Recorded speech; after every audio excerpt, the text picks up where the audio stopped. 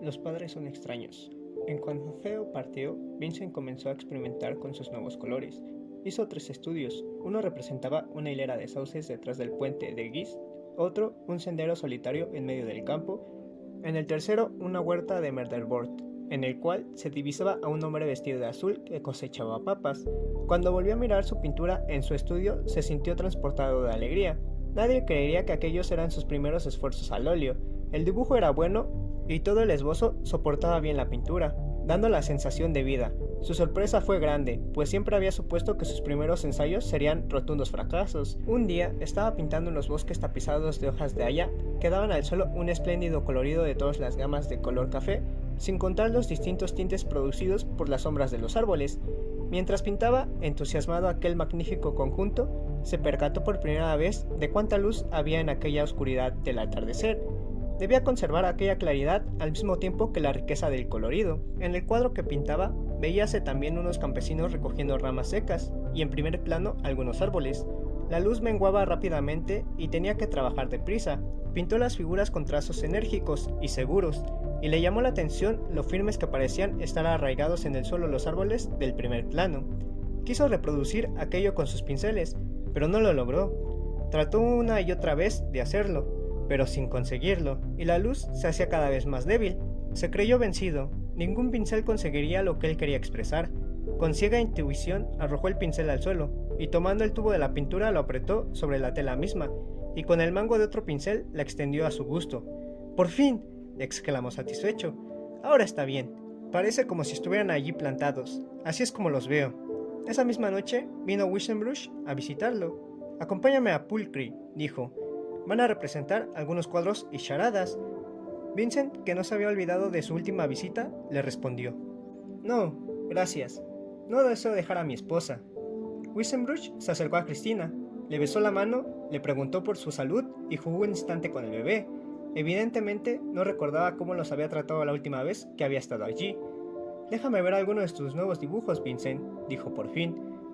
El joven no se hizo del rogar, trayéndole sus pinturas y dibujos.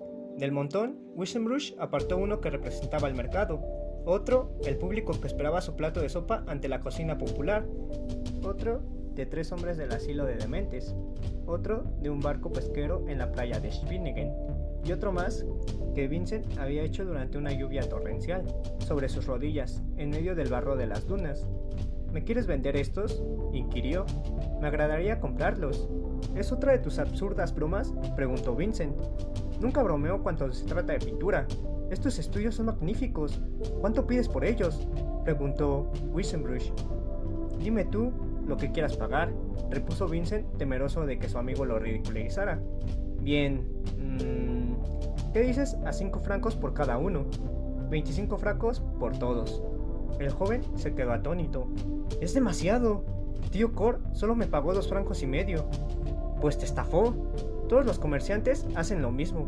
Algún día valdrán 5.000 francos. ¿Pero qué dices? ¿Aceptas? Wissenbruch, a veces eres un ángel y otras un demonio. Eso es para variar, y que mis amigos no se cansen de mí. Sacó su cartera y tendió al joven los 25 francos. Ahora ven conmigo a Pulcry. Necesitas un poco de diversión. Se va a representar una farsa y te hará bien un poco de risa. El hall del club estaba lleno de hombres que fumaban y charlaban. El primer cuadro fue una copia del Portal de Belén, de Nicolas Maes, muy bien logrado en cuanto a tono y colorido, pero le faltó expresión. El otro, La bendición de Jacob por Isaac, de Rembrandt, con una magnífica Rebeca que atisbaba anhelante si su engaño tendría éxito.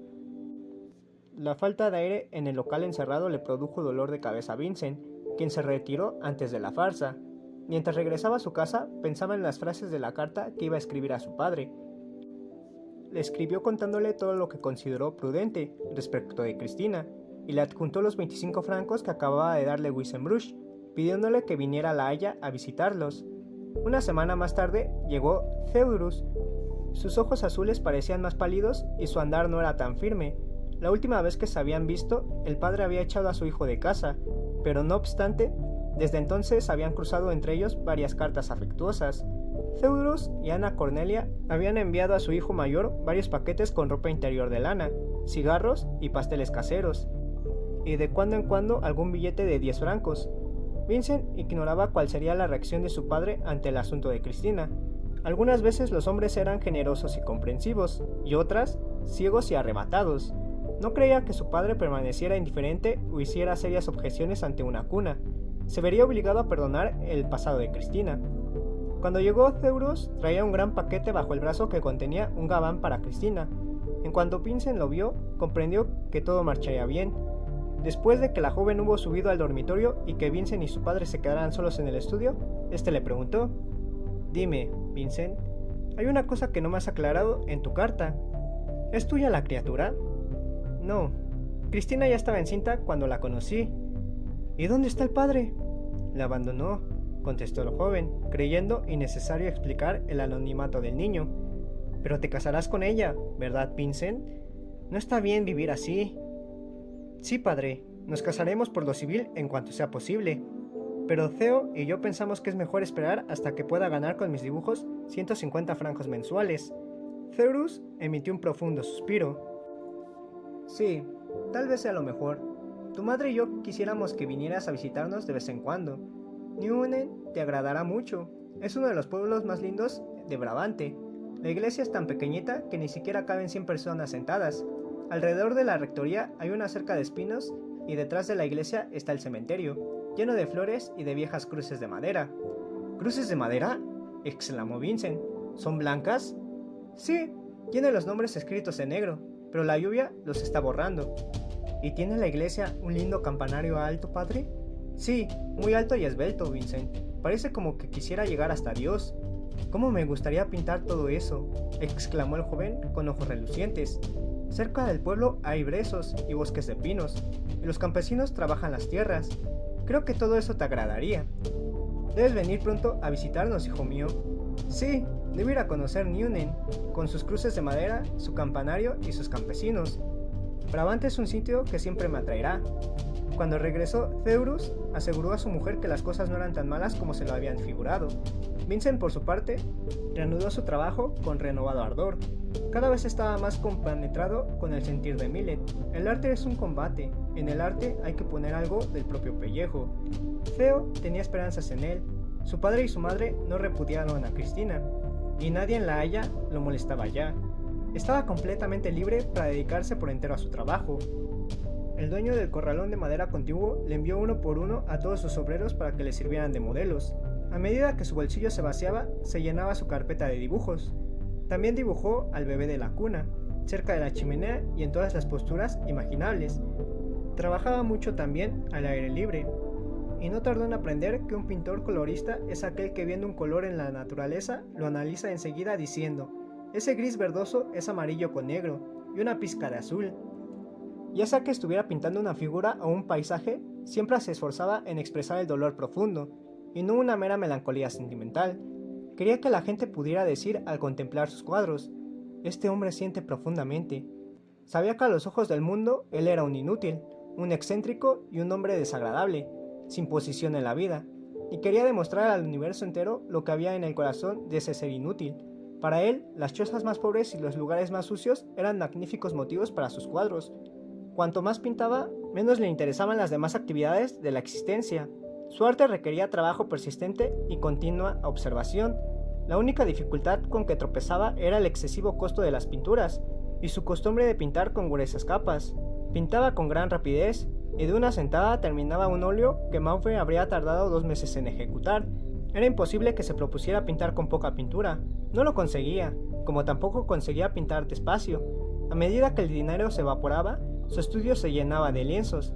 En cuanto llegaba el dinero de Theo, que había convenido en enviarle 50 francos el día primero, 50 el día 10 y 50 el día 20 de cada mes, corría a la casa de artículos de pintura a comprar grandes tubos de ocre, cobalto, azul de Prusia y otros más pequeños de amarillo de Nápoles, tierra de Siena y ultramarino. Trabajaba feliz mientras duraban las pinturas y el dinero, es decir, unos 5 o 6 días después de la llegada del dinero de París, y luego volvían a empezar los apuros. Nunca había imaginado la cantidad de cosas que necesitaba un bebé. Tenía también que comprar medicamentos para Cristina, ropa y alimento especial para ella. Hermann necesitaba libros para la escuela a la que lo enviaban, y la casa era un barril sin fondo en que se bullía una enorme cantidad de dinero, y resultaba difícil administrar los 50 francos sin que sufriera su pintura ni las 3 personas que dependían de él.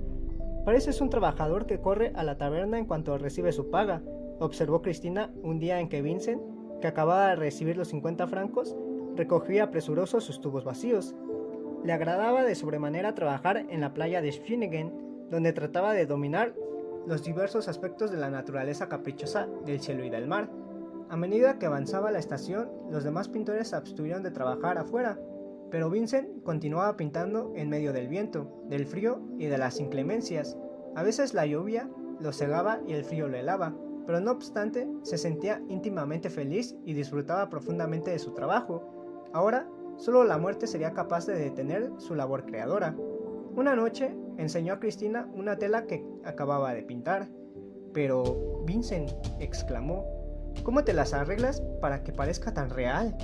El joven se olvidó de que estaba hablando con una mujer del pueblo y se expresó como lo hubiera hecho ante Wissenbruch o Mauve. «Ni yo mismo lo sé», dijo. «Me instalo con una tela en blanco delante de mí y me propongo hacer un paisaje que me agrada. Trabajo largo rato y regreso a casa descontento de mi obra. Después de haber descansado un poco, vuelvo a observar mi obra con cierto temor. Aún me siento descontento, pues está demasiado vívido en mi mente el esplendor del original.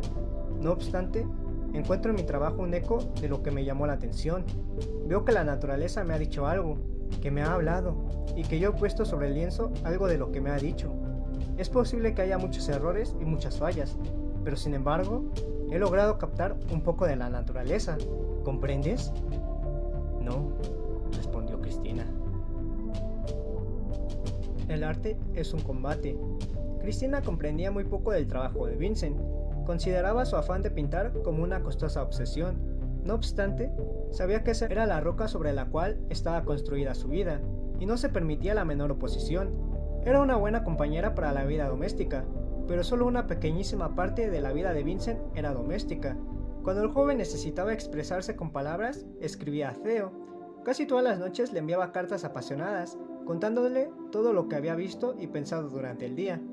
Cuando deseaba gozar de la expresión de los demás, se volvía hacia las novelas, ya fueran inglesas, francesas, alemanas o flamencas.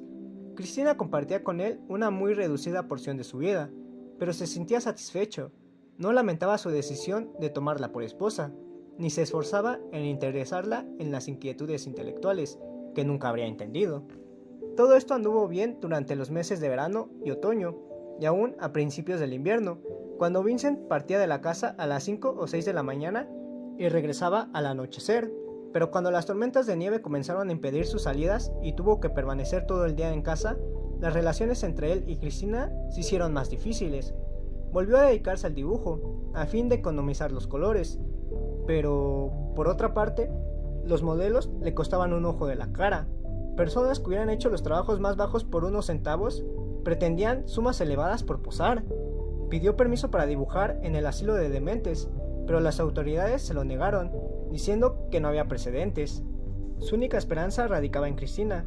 En cuanto estuvo más fuerte, esperaba que posaría para él como antes del nacimiento del bebé, pero ella opinaba de distinto modo. Al principio decía: «No me siento bastante bien aún, espera». Luego alegó que tenía demasiado que hacer. «Ahora no es lo mismo que antes, Vincent», decía.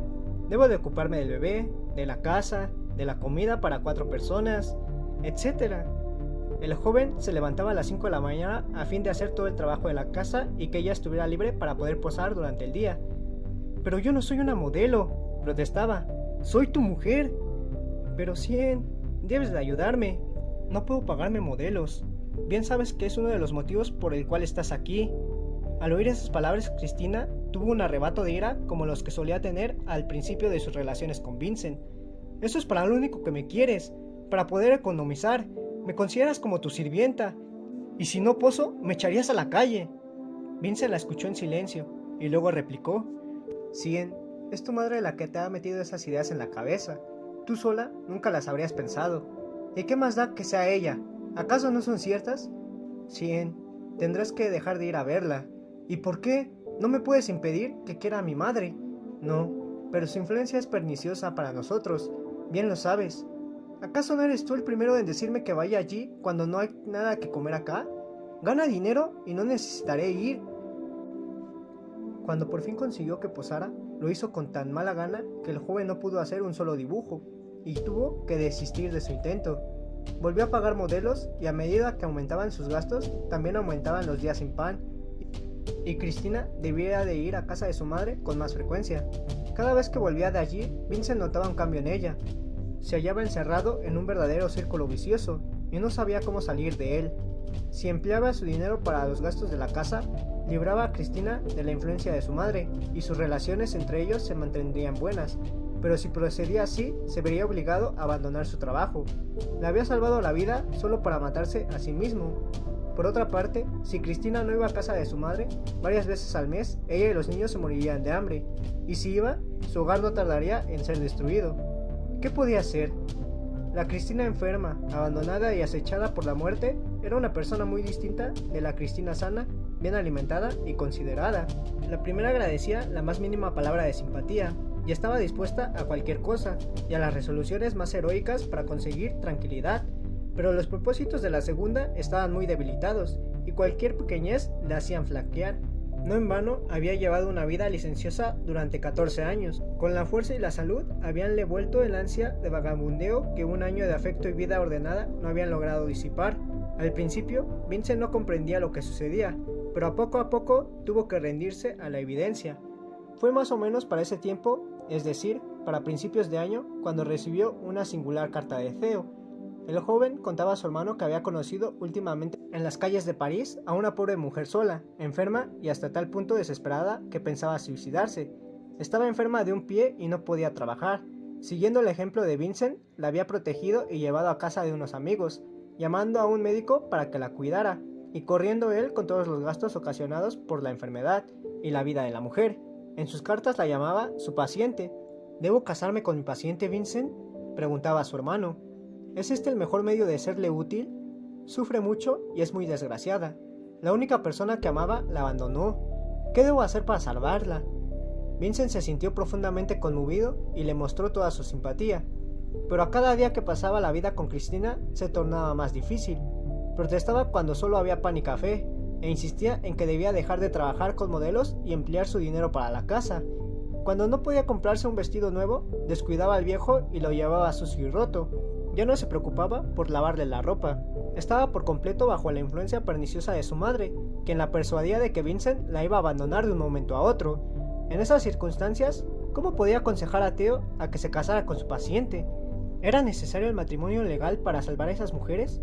¿O era más importante darles un techo, alimento y salud, y atraerlas poco a poco a la vida afectiva? Espera, aconsejó a su hermano. Haz todo lo que puedas por ella, pues es una causa noble. Pero el matrimonio no te ayudará en nada. Si el amor nace entre ustedes, entonces será otra cosa. Pero antes, cerciórate si puedes salvarla.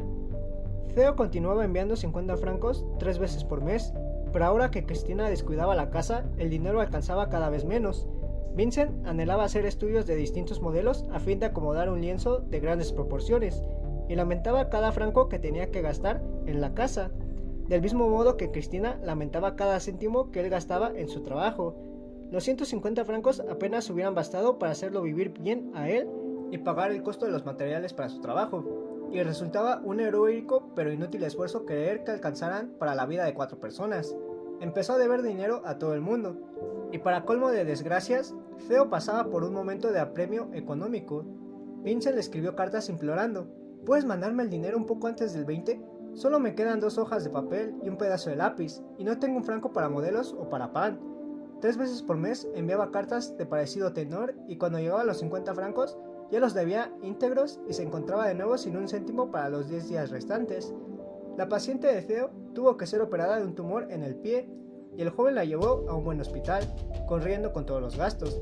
Además, debía de enviar dinero a sus padres en Neuenen, pues la congregación era pequeña y los ingresos de Theodorus no alcanzaban para las necesidades de su familia. Por lo tanto, el joven tenía a su cargo, además de sus propios gastos, los de su paciente, los de Vincent, los de Cristina y sus 2 hijos, y la familia de Neuenen, y como es de suponer, no disponía de otro dinero para enviar a su hermano. A principios de marzo, Vincent se encontró con un solo franco, y un billete roto que ya le había rehusado el abarrotero.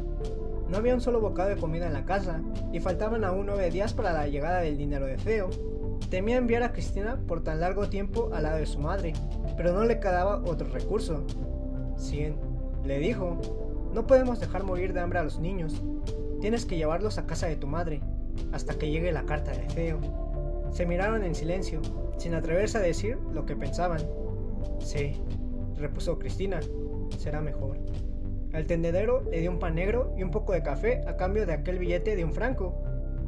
Contrató modelos que sabía no podía pagar, pero le resultaba imposible dejar de dibujar o pintar. Cada día estaba más nervioso, no comía casi nada y las preocupaciones económicas lo desesperaban, y su trabajo se resentía de su estado de ánimo. Al cabo de los 9 días, llegó la ansiada carta de Theo con los 50 francos. Su paciente se había mejorado de la operación y le había puesto casa, pero los continuos gastos lo tenían algo desalentado y escribía a su hermano. Lamento decirte que no puedo garantizarte nada para el futuro. Esta frase casi enloqueció a Vincent. ¿Significaba aquello que Theo no podría continuar enviándole dinero?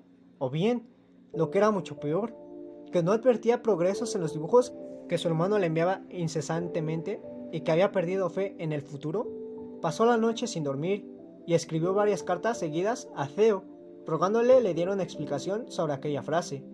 Pensó desesperadamente en qué forma podría ganarse la vida, pero no encontró ninguna. Y así es el casamiento. Cuando fue en busca de Cristina, la encontró en compañía de su madre, su hermano, la amante de este y de otro hombre.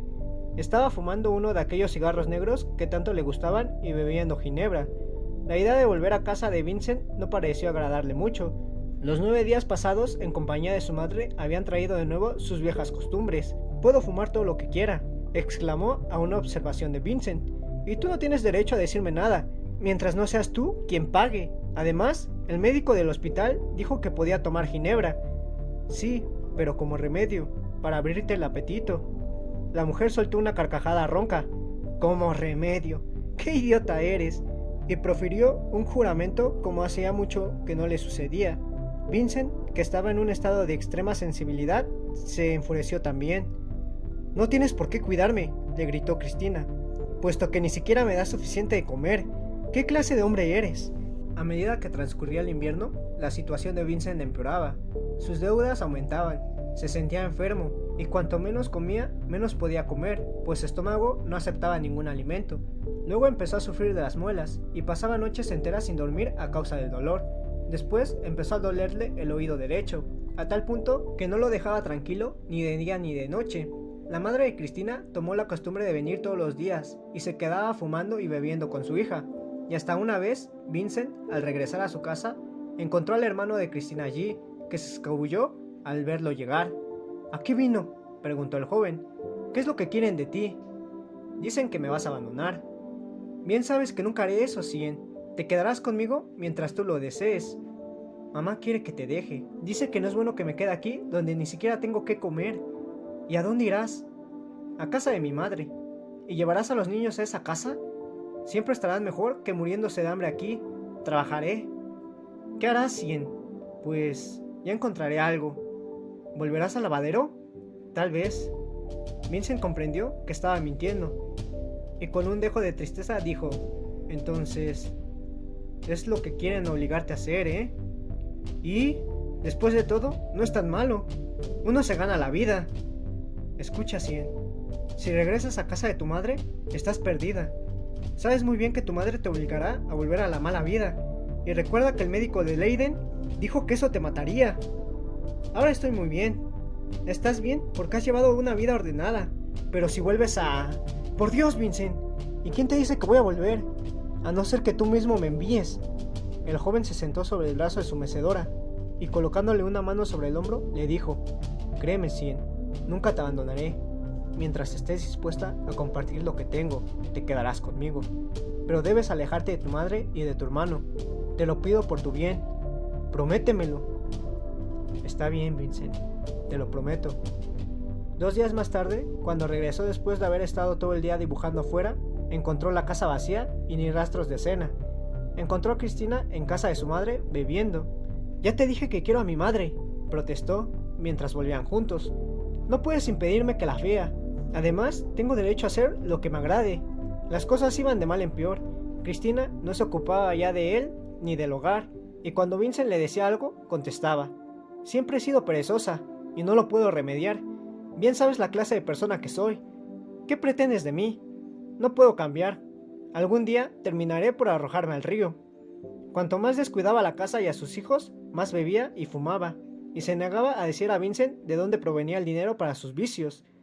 Llegó el buen tiempo y el joven pudo volver a reanudar su trabajo en el exterior, pero eso significaba nuevos gastos de pinturas, pinceles y telas. Theo siempre hablaba de su paciente en sus cartas. Decía que estaba completamente repuesta, pero que las relaciones con ella constituían un serio problema, y se hallaba desorientado. ¿Qué debía hacer con aquella mujer ahora que estaba bien? Vincent cerraba los ojos a todo lo que no fuera su vida personal, y continuaba pintando.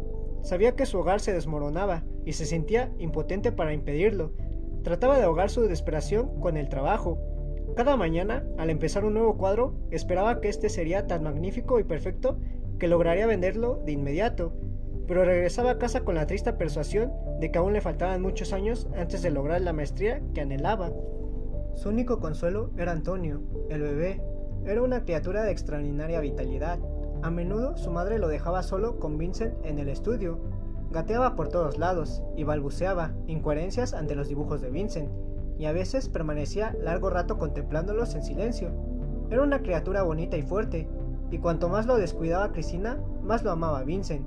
En Antonio veía el verdadero propósito y recompensa de su buena acción del pasado invierno. Wissenbruch vino una vez a visitarlo. Vincent le enseñó algunos de sus dibujos del año anterior, diciéndole que estaba muy descontento con ellos. «No pienses así», le dijo Wissenbruch. «De aquí a algunos años, estos primeros dibujos tuyos te parecerán muy sinceros y penetrantes. Continúa, muchacho, continúa luchando, y que nada te detenga». Lo que lo detuvo fue un incidente muy desagradable. Durante la primavera había llevado una lámpara a arreglar al taller de un alfarero. El comerciante insistió en que Vincent se llevara algunas fuentes nuevas para su casa. «No tengo dinero», repuso el joven. «No importa, me pagará en cuanto lo tenga, no hay apuro». 2 meses más tarde, el comerciante llamó a la puerta del estudio. Era un hombre fuerte como un toro. «¿Qué significa eso de mentirme tan descaradamente?», preguntó. «¿Por qué ha tomado mi mercancía y no me paga cuando tiene dinero? En este momento no tengo un franco, pero le pagaré en cuanto reciba algo». «¡Mentiroso! Usted acaba de pagar al zapatero, mi vecino». «Ahora estoy trabajando y no deseo que me molesten», repuso Vincent. «Ya le dije que le pagaré en cuanto reciba dinero. Le ruego que se retire de aquí». «No me iré sin mi dinero», vociferó el hombre.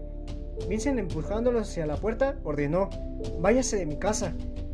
Era lo que esperaba aquel hombre. En cuanto Vincent lo tocó, levantó el puño y lo descargó con fuerza sobre el rostro del joven, haciéndole caer desvanecido sobre el suelo, y partió sin decir palabra. Cristina estaba en casa de su madre. El pequeño Antonio gateó hasta Vincent y le acarició el rostro llorando. Después de unos minutos, el joven recobró el sentido y se arrastró hasta el dormitorio, acostándose en la cama. El dolor del golpe no era nada comparado con el dolor que sentía dentro de sí mismo. Algo parecía haberse roto en su interior. Cuando Cristina regresó, subió al dormitorio. No había ni dinero ni comida en la casa, y a menudo se preguntaba cómo hacía Vincent para subsistir sin comer. Cuando lo vio sobre la cama, le preguntó: «¿Qué te sucede?». Reuniendo todas sus fuerzas, el joven dijo con tristeza: «100, debo de partir a La Haya». «Sí, lo sé. Debo de irme de aquí. Debemos irnos al campo, donde podamos vivir más económicamente. A Drenthe, por ejemplo. ¿Quieres que vaya contigo? ¿Qué haremos allí cuando no haya dinero ni comida?». «No lo sé, Cien. Supongo que no comeremos». «¿Me prometes emplear los 150 francos para vivir y no gastarlos en modelos y pinturas?». «No puedo, Cien. Eso está primero». «Para ti sí, pero yo tengo que comer para vivir. Y yo tengo que pintar para vivir». «El dinero es tuyo, Vincent. Comprendo. ¿Tienes algunos céntimos?». Vayamos a la taberna frente a la estación Rin. Estaba oscureciendo, pero aún no habían encendido las lámparas. Las 2 mesas que habían ocupado 2 años antes, el día en que se conocieron, estaban vacías. Cristina se dirigió hacia ellas. Pidieron sendos vasos de vino. «Bien me decían que me dejarías», murmuró ella en voz baja. «No te quiero abandonar, Cien». «No será abandono, Vincent. No he recibido más que cosas buenas de tu parte». Si estás dispuesta a compartir mi vida, te llevaré adentro, conmigo. La mujer movió tristemente la cabeza. No, no tienes lo suficiente para los dos. ¿Verdad que lo comprendes, Cien? Si pudiera te daría mucho más, pero debo elegir entre mantenerte a ti o continuar con mi trabajo. Colocando una de sus ásperas manos sobre las suyas, Cristina repuso: No te aflijas, Vincent. Has hecho todo lo que has podido por mí. Supongo que esto debía suceder algún día. Si eso te puede hacer feliz, me casaré contigo enseguida y nos iremos juntos. No, Vincent. Cada cual debemos seguir nuestra vida. No te preocupes por mí. Mi hermano le va a poner una casa a su amante y viviré con ellos. Vincent sorbió hasta la última gota de vino, que le pareció lleno de amargura. Cien, traté de ayudarte. Te he dado todo el cariño que pude, pero a cambio quiero pedirte una cosa. ¿Qué? Que no vuelvas a la vida de antes. Te matará. Te lo pido por Antonio. ¿Podemos tomar otra copa de vino? ¿Tienes suficiente dinero? Sí, Cien. Cuando se lo trajeron, la mujer lo bebió de un solo trago y contestó: Lo único que sé es que debo ganar dinero para los chicos, y lo que te puedo asegurar es que si vuelvo a esa vida será por obligación, pero no por placer. Pero si encuentras trabajo, ¿me prometes que no volverás?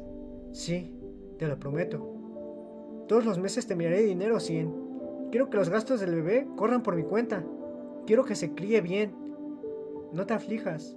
Se criará, como los demás. Vincent comunicó a Theo su intención de irse al campo y terminar sus relaciones con Cristina, y su hermano le contestó enviándole 100 francos extra para que pudiera pagar sus deudas, diciéndole que aprobaba por entero su decisión. Mi paciente ha desaparecido la otra noche, le escribía. Estaba perfectamente bien, pero no logramos un entendimiento completo. Se llevó todo y no me dejó dirección. Es mejor así. Ahora tú y yo estamos libres de nuevo, Vincent. Vincent subió todos sus muebles al desván. Tenía intención de regresar algún día a La Haya y deseaba volver a encontrar sus cosas. El día antes de partir para Drenthe, recibió una carta y un paquete de Newnen. En el paquete había un poco de tabaco y un pastel hecho por su madre, y en la carta su padre le decía: ¿Cuándo vendrás a casa a pintar las crucecitas blancas del cementerio detrás de la iglesia? Le acometió un irresistible deseo de volver al hogar de sus padres. Se sintió enfermo, débil, nervioso y desalentado. Algunas semanas al lado de su madre le harían bien. Al pensar en Brabante, en sus dunas y campesinos, le invadió un profundo sentimiento de paz, como hacía largos meses que no sentía. Cristina y los dos niños lo acompañaron a la estación. Todos estaban tan emocionados que no podían hablar. Cuando llegó el tren, Vincent subió a él. De pie en el andén, con el bebé en los brazos y Herman de la mano, Cristina le sonreía. Vincent, conmovido, miraba el cuadro que formaban, y no les quitó la vista de encima hasta que el tren lo llevó fuera de la estación. Nunca más los volvería a ver.